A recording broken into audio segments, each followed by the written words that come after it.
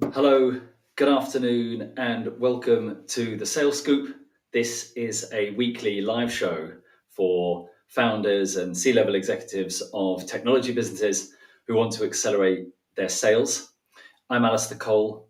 I have a degree in artificial intelligence and 2 decades' experience building and selling technology platforms. And I'm delighted to say that I'm joined today by Aaron Gera, who is the co-founder or one of the co-founders of the AG Finance and Technology Group. Hi, Aaron. Hi. Hi, Alistair. How you doing? I'm very good. Delighted to be live with you today, my friend, on the Sales Scoop, and keen to get into what your takeaway is, your one piece of new business and sales advice would be for our audience. But before we get into that, I'd love to hear a little bit about you. You know, I've been following you closely for the last year or so, and fantastic to see the AG Finance Hub getting some press in both the Independent and in the Standard just yesterday. And they had some very nice things to say about you. Stellar services, I think, was what the Independent had to say. And I know the Standard rates you and your app very highly. To tell us a little bit about you and your journey so far with AG Finance. Yeah. Obviously, firstly, thanks for your time today. Good to speak, and likewise, obviously, been following what you've been doing and the insights and value you give out to people in our sector. I couldn't really say so from a journey aspect. I couldn't really say I planned to end up doing what I'm doing. It's sort of just been a path of continuous flow. So went to university, obviously, worked in a startup, left university, continued working in the startup, gained entrepreneurial skills, so on and so forth. Did a fashion brand. That did pretty good for a while. Lockdown hit, that tanked. Got into digital marketing with some fantastic people. That expanded sort of my professional horizons, and one thing led to another, and I found myself in the industry of tax and business finance, and then naturally, I think being on that journey, I've always been an innovative person, wanting to do things differently, being outside the mold, and not just doing what's already been done. So I had this idea. I said, look, here's what I see that are the key sort of pain points or issues within our sector. How can I transform or mitigate those through something that I create and give back to businesses? And then, that sort of, where the idea of AG Finance and Technology Group came from. Obviously, we've got an app. It's called AG Finance Hub. It's the UK's first corporate tax and business finance app, where companies can unlock and restore corporation tax, get refunds, or reduce upcoming tax liabilities. I can see that you just shared some pictures of our sort of Figma designs pre-launch. And yeah, so that was that sort of the progression was to create something that solves a problem and bring something of value to businesses in our sector. And we've got the app, which is great. We're also building proprietary tax technology to automate and strengthen compliance within the tax reclaim system, in particular R&D tax credits. And look, it's been interesting. It's horizontally transitioning into a space where I know a lot about, because a lot of my clients are in technology, building platforms, analytics tools, or carbon modeling systems, so on and so forth. But from a technical element, I'm not a tech guy by nature. It's not what I've done or what I've studied or experienced. So for me, it's like breath of fresh air, doing something completely different.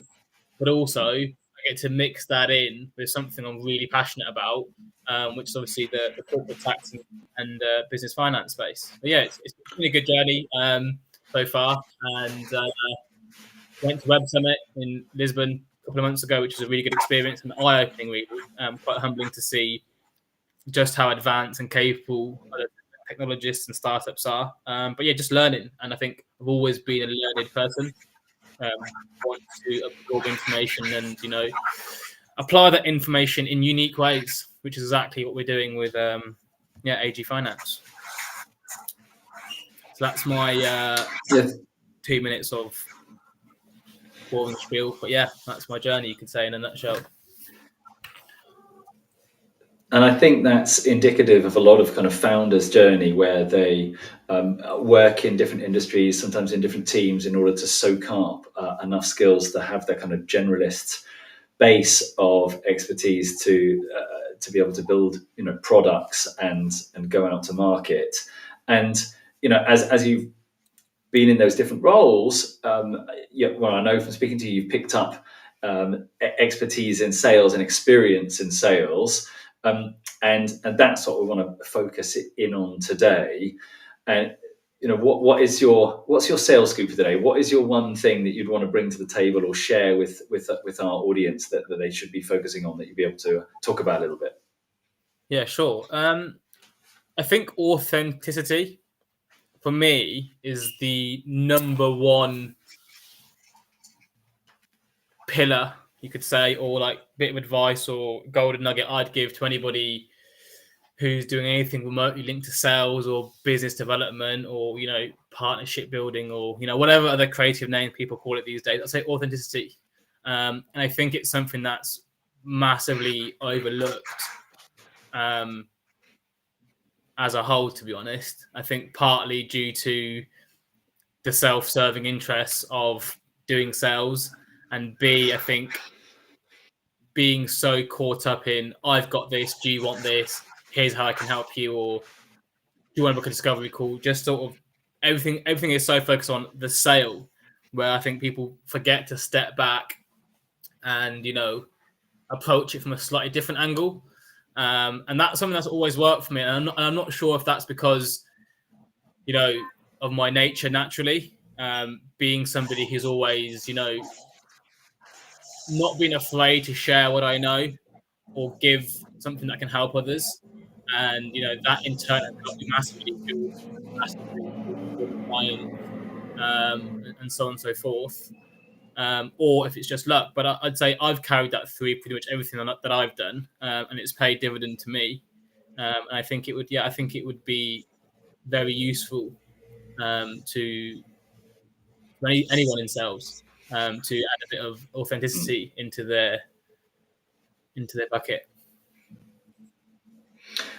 Before we get into like how, because it's a big emotional topic, turning up as the real you, coming across as 100% as you, and there's some natural tensions there.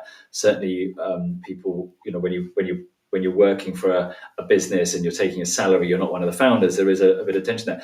Before we get into that, where have you seen that working well? Yeah. In terms of like mentors or other areas of so in terms of where did I get it from, I don't think it's necessarily something that you get from something or you like poach. I don't know, it's partly I'd say it naturally came about. My brother, he's a engineering construction wizard. He's a very, very authentic guy, just in all areas of life. And I remember when he joined our company a few years back, he was the highest performing business developer in the company by a long way. And he wasn't even a sales guy. And when I took a look at what it was that attributed to that, it was his authenticity.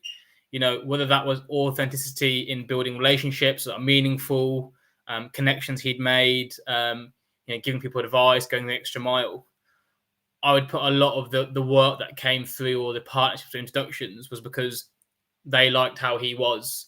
They had formed good relationships with him because of how he carried himself and how he, interacted with those businesses and different people in industry. And so that was sort of, one part of it that I've seen firsthand.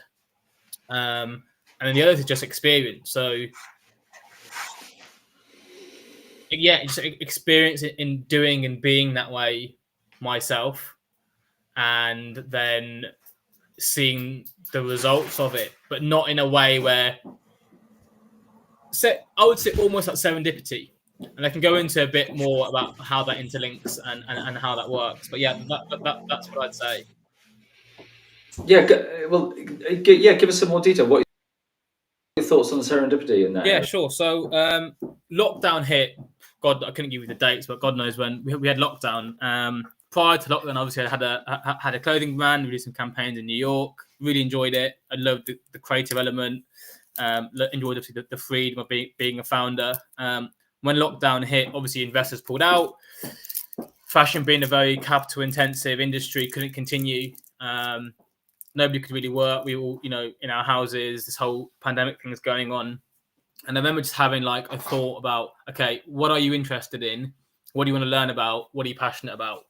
And I reached out to a number of orthopedic surgeons in the UK, but 6 in total, right? And I asked about, can I learn more about the long-term effects of stem cell therapy? And as I reached out to him, just before I reached out to him, I also looked at his website and what he was doing. And I created a digital marketing plan. And I was very honest. I said, look, Mr. X, my aunt is thinking about having this. I'm interested in learning why. Here's a bit about me and my background. I was honest. I said, look, to be completely transparent, I'm not a marketing. I don't have an agency, but this is what I'm looking to do, and this is what I can do. If you're not in the market for this, or you're too busy, see attached my ebook that I've created. It will give you all the information to do what I will do for you, and you can keep it. And that ebook was very good. If he had followed it, he could have done it himself completely. I also did want to learn about the stem cells and all about molecular and cellular regeneration. I was going to medicine at university until I changed my A levels. In my first bit of the first year, when you're in school, whatever. And he came back to me. He said, "Let's jump on a call and we can have a conversation." And I remember in my email, I also mentioned if you want me to do it for you, I'll do it for free. I said, no cost, no problem. And I jumped on a Zoom with him. We had a great conversation, and I began handling his digital marketing at no cost. Did that for a little while, and then it turned out he had a number of different clinics. I got one clinic, had a second, I got a third. Then got a retainer. Didn't know what a retainer was. Googled what's a retainer, set up an agency, and that cycle sort of continued to start getting paid, getting more medical clients, so on and so forth. But that all stemmed and started from the fact that in that moment, yes, I wanted to work with this person. I also wanted to learn from this person, but I didn't care, is he going to put money in my pocket? And I didn't care if he'd be interested in doing those services with me. I actually wanted him to succeed because I was passionate about his field and I deeply admired and respected what he was doing and what he was contributing. And I think if you take those two factors, I'd put those. I think that came across not only in the email to him, but in our dialogue when we were speaking together. Yeah. And yeah, so and when I did that, and that really surprised me because for me it was like I didn't see this coming, but look what's come out of the fact of just being authentic, being honest, and doing something genuine for the betterment of another without any vested interest. And that went on for a while. Ended up having a share agreement with him, and I still work with him to this date. His name is Mr. Fahad Attar at Regenesis Orthobiologics. Recently was awarded a Global Orthopedic Surgeon of the Year. Okay. That relationship was all came down and built upon just being authentic.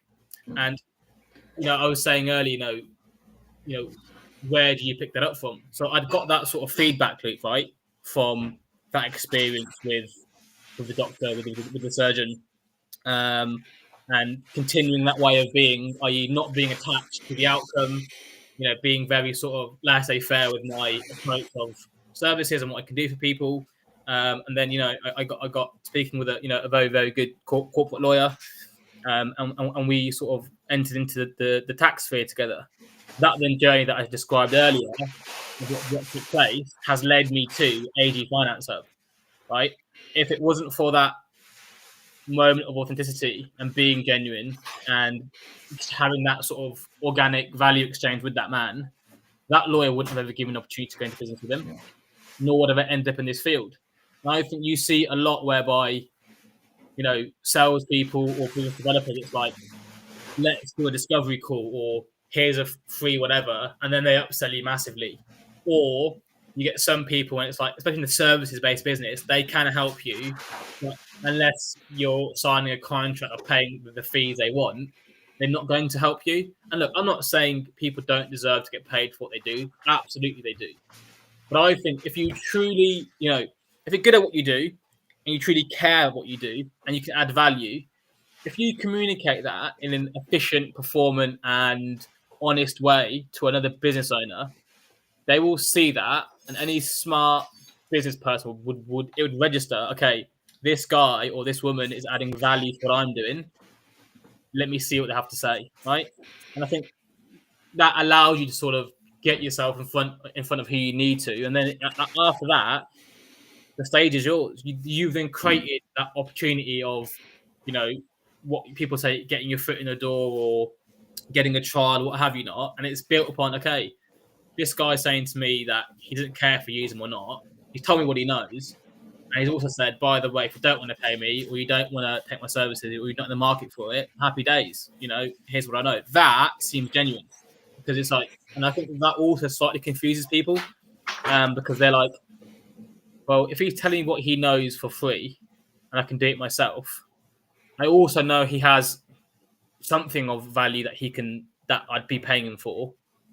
What more can he give me? What more can this person exchange with me? And I think that's missing. That's missing a lot of sales. A lot of times, not only the way people sell, but the sales style of people as well. So that would be sort of how I've learned it from doing it and seeing the results, and then having like good role models. The lawyers that I worked with, obviously very authentic guy, honest, laid back chap. The doctors and surgeons I've had the pleasure of working with, very, very authentic. Obviously, they have to be, right? Very emotionally in tune, very switched on, very calm, very caring, compassionate individuals. And then, firsthand, obviously, in my family sphere, I'd say, both my parents are very authentic people. And my brother, especially, it's weird. It's like, he's a top sales guy in his own way, but he's not a salesman. It's naturally just comes to him. And I think looking at that and observing that and taking that data in and absorbing it and then reapplying it, has worked wonders for me. And I would say categorically, what I'm doing now would not be in place or existing if I hadn't done what I was doing, or had that moment of authenticity with that surgeon. So that's really nice the way you describe that, working with that surgeon, where you're doing something without expecting anything in return, sharing your expertise, taking your time. It's not a hard sell. So that makes sense. What were you doing it differently previously then? In years before that, were you kind of selling in an inauthentic way? How was it different when you felt like you were more inauthentic? Yeah. Well, look, I'm only 28 years old, right? I haven't had tons and tons of sales experience. I went to uni, worked in a startup. The role I did in a startup wasn't a sales role.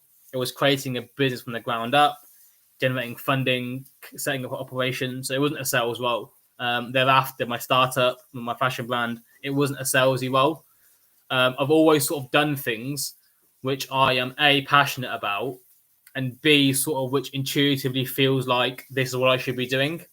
And I think when you're passionate about something and you're following your intuition and you're doing something that you care about, I don't think sales comes into it. And I think that's part of the disconnect. A lot of people in sales jobs, they may love their jobs.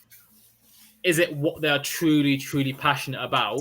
Or are they there because career has led them there, and then they have other commitments whereby they need to have a paycheck to pay for their rent, mortgage, kids, what have you not? And stripping it back one step further, I think authenticity can also be applied to, how you live your life, right? I believe if people pursued what they were passionate about and what they truly wanted to do, in this one life that they have, they wouldn't necessarily be. Not saying they wouldn't. Obviously, well, if everybody did that, there wouldn't be anybody with jobs, and we'd all society would collapse. But I think not enough people are authentic with themselves about what it is they want in life and what they're passionate about. And I think it starts like that. For me, it did anyway. Going through that journey and doing the things that I've wanted to do has allowed me to do something that I'm always passionate about.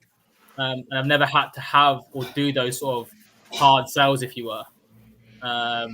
Yeah, and look, even with what I'm doing now, yes, I have a job. I work in a startup, albeit it's my own one. I still have responsibilities as every other employee or would have. The difference is my perhaps style and approach is unique because I'm passionate about it and it's what I want to be doing. And I've always been like that. I think that that's important for everybody to explore, as opposed to I'm in a job, I've got KPIs, I've got a target, sell, sell, sell, hit my target, get a bonus, and that cycle repeats.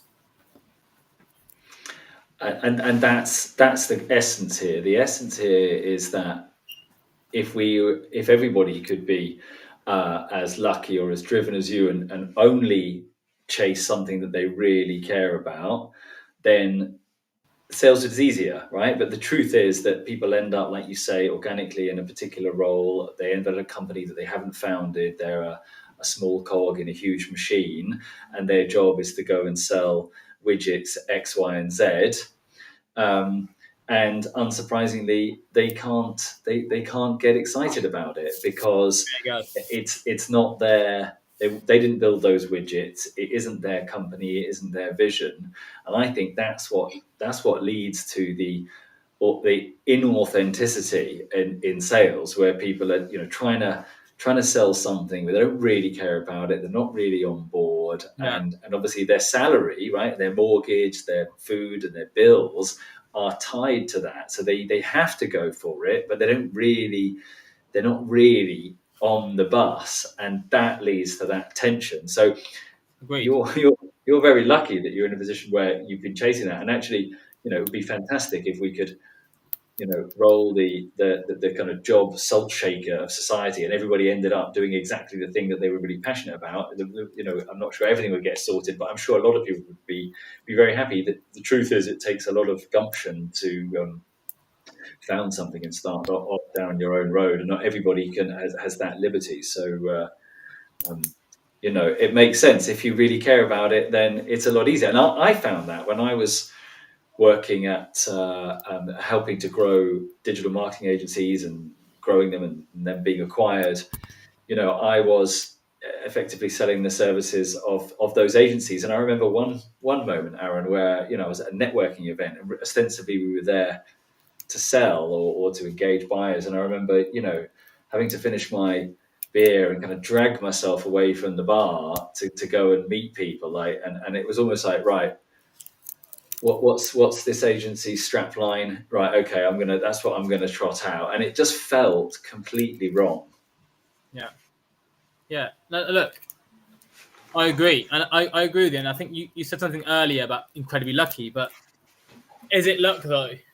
I would strongly disagree. I think it's choice. I think people have the choice. Everyone has a choice to do something that they want to do or they don't want to do. I think part of it is courage, and I think society is designed in a way to knock people's confidence, and we put each other down, and compare ourselves, and so on and so forth. But I think the choice is there for everybody.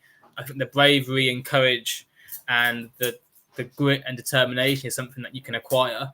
But ultimately, it's a choice, and even in that exchange with the surgeon, yes, eventually I did get paid, but even in that moment, it's like I was doing that for me. I wasn't doing that in terms of for somebody else or another company. I was doing something that I actually wanted to do, and even up until till today, with the businesses that I have, most of the sort of model that I operate in, it's always value driven.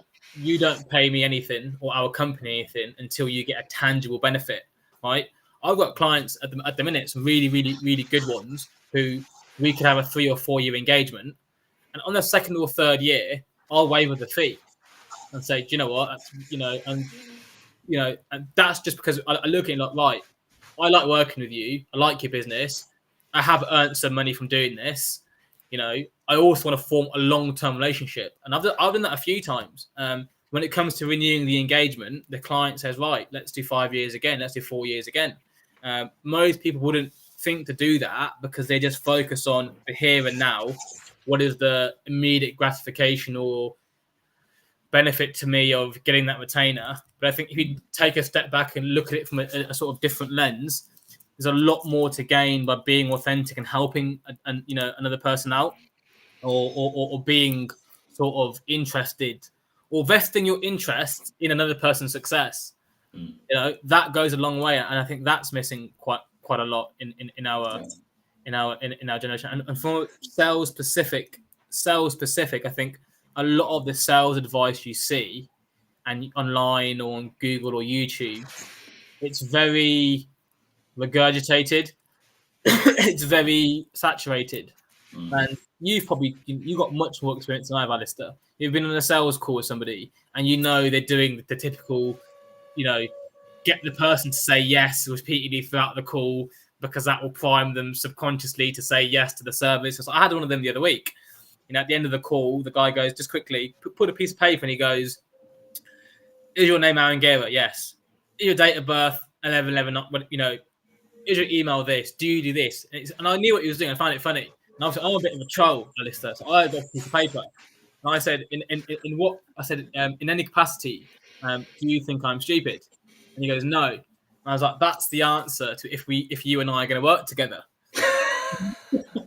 Honestly, I won't get in the guy's business, and he had a good company, but for me it was just like, I understand you're trying to be a good salesman and you're trying to make yourself better, but the context and the way in which you've applied it shows to me I am just a number in your sales target, or you've treated me the same as you would every other person. I think there's a lot to take away from doing things differently and being authentic.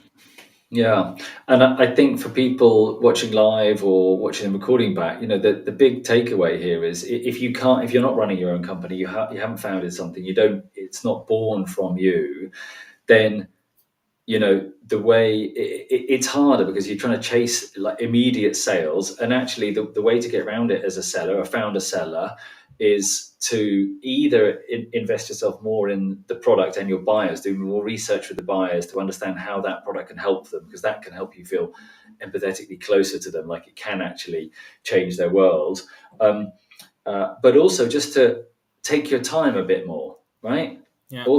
And I think that's where authenticity is left on the side because there isn't time to be authentic. And actually, if everybody slowed down in sales and you spent more time with a human, then that would go. So look, thanks for that. It's been great chatting to you. If people, if anybody wants to go and download your app, they can currently get it at agfinancehub.com, which is available for on the Play Store and as an Apple download as well. If anybody wanted to talk to you about your views on authentic selling or AG Finance, how could they get in touch with you? They could drop me a message on LinkedIn. Do get spammed a lot, but a message on LinkedIn if it's authentic and I think it's genuine, I'll give it a glance. Or if somebody wanted to talk about authenticity, I think you'd be a good person, Alistair. I've known you for like nearly a year, and we've had a lot of conversations, right? From the moment that we engaged with one another, your approach is very authentic. You gave me loads of advice on, creating content, marketing, sales structures, Squarespace for the website, do this, your link's not right here, let me review this for you. And, at the moment, you and I, we don't have a scope of services or contractual working relationship, right, in place. But I know that will happen at some point in the near future. because enough value and authenticity has been exchanged whereby you've given a lot to me from your years of experience. You've shown interest in my journey, in my product, in my business, and you haven't been like, yeah, I can give you this, but it's going to cost you X, or if you do this, I'll show you how to do Y. You know, I'm sure there are loads of paid services you can offer me, but there has been numerous occasions and events where you have repeatedly demonstrated that you have an interest, you're authentic in your approach, and that's reinforced by each time you do it. So when I look at it, I think, okay, this person actually gives a TOSS, he cares, and he's not in it for a quick buck or to earn earn a few quid. So yeah, on that note, I'd say if not me, I think Alistair Cole would be a great chap to speak to about authenticity and sales. Well, that's very kind of you. You mentioned our actually Squarespace and website in there, and if anybody's struggling as a founder with sales, you could go to our website and download the latest white paper on the Empowered Founder Seller. It's at upliftpartnership.com/white paper. It's free. We're just giving that away as the beginning of 2025, our thoughts on 5 areas. Our next live show a week today, it'll be Kieran Gill and I talking about from seed to Series A, how technology businesses need to demonstrate growth to investors in order to close the next level of funding, Tuesday 28th at midday. And if you're interested in catching any of the other shows, you can head over to thesalescoop.com and see all our past shows. That's us. We're out of time for today. All that's left for me is to say thank you very much, Aaron. Thanks for your time. Likewise, Alistair. Thank you very much. And it's always a pleasure to speak with you. Yeah, you too. Okay. Thanks, Aaron. Thanks, everybody, for watching. See you next time.